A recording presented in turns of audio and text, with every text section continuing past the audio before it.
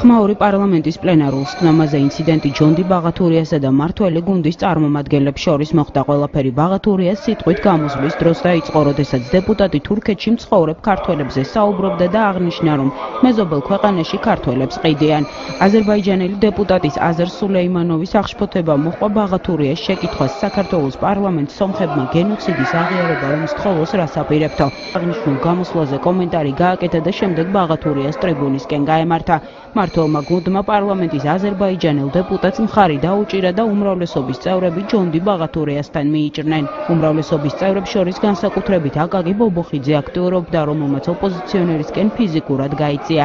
ბაღათურიამ რამდენიმე წუთით სიტყვა შეწყვიტა. საუბრის გაგრძელების შემდეგ კი თემა ეკონომიკურ საკითხებზე გადაიტანა.